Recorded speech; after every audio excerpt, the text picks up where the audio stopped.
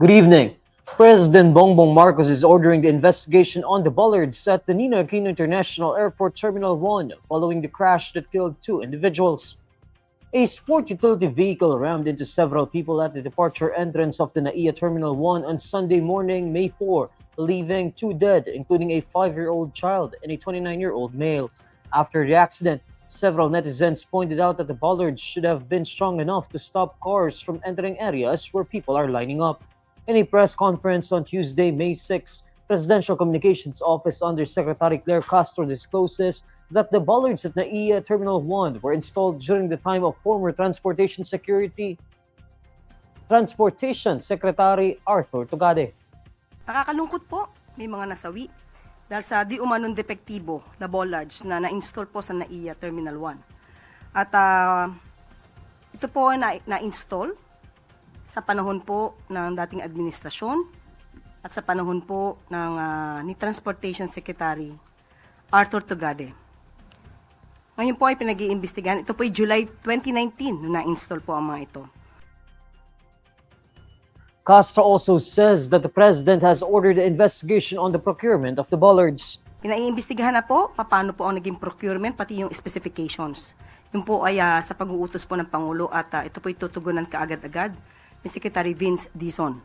At pati po ang pag-inspect sa mga bollards at ang mabilisang pagpapalit po dito para sa safety po ng nakakarami.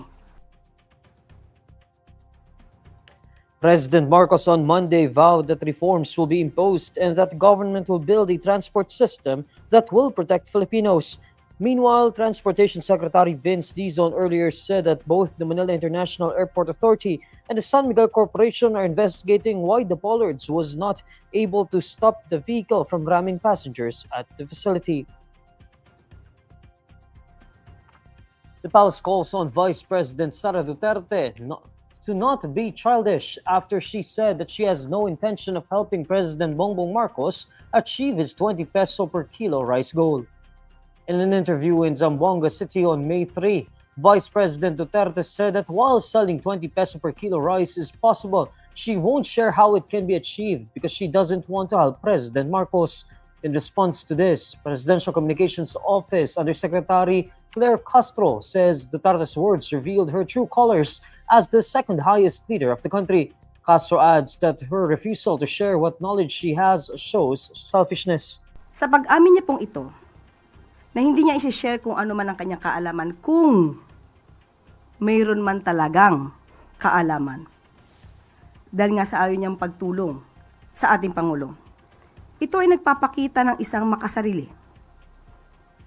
Tandaan po natin, kung ano man po ang kaalaman na mayroon kayo, para sa taong bayan, ito po dapat ay agad-agad na isinasagawa. Castro further says that the Vice President should not be childish. Tandaan po natin, ang paglilingkod sa bayan ay hindi isang laro. Ang gobyerno, ang bansa ay hindi isang malaking playground. Huwag naman po sana maging asal bata ang Vice Presidente. This was not the first time that Castro and Duterte exchanged tirades regarding the 20 peso per kilo rice. On April 24, Castro urged Duterte not to allow crab mentality to prevail after the Vice President called the initiative just another attempt to deceive Filipinos. The Philippine Coast Guard drives away a Chinese research vessel spotted off Burgos, Ilocos Norte out of the country's exclusive economic zone. PCG spokesperson for the West Philippine Sea, Commodore J. Tariela, earlier reported that a Chinese research vessel, Tansuo 3, was detected entering the country's exclusive economic zone on May 1. At the time, it was monitored 92 nautical miles off the coast of Burgos, Ilocos Norte. In a press conference on Tuesday, May 6, Tariela says the Chinese research vessel is already at 250 nautical miles off the coast of Burgos, Ilocos Norte. According to Tariela, the deployment of BRP Teresa Magbanwa and the agency's Coast Guard vessel is successful in preventing the Chinese government from doing marine scientific research and other types of research they are conducting in the country's exclusive economic zone. Tariela also earlier reported spotting a manned deep-sea submersible vessel known as Shanghai Yongshi, or Deep Sea Warrior, fast approaching the Chinese research ship, which was later retrieved by its crew. In the same conference, Tariela discloses that the research ship's crew retrieved a yellow-colored unidentified piece of equipment associated with China's marine scientific research activities. According to Tariela, the PCG has monitored 7 Chinese research vessels that entered the country's exclusive economic zone since 2023. Beijing's continued aggression was based on its assertion of sovereignty over almost the entire South China Sea, including most of the West Philippine Sea. It continues to reject the 2016 arbitral ruling that effectively dismissed its claims and ruled in favor of Manila.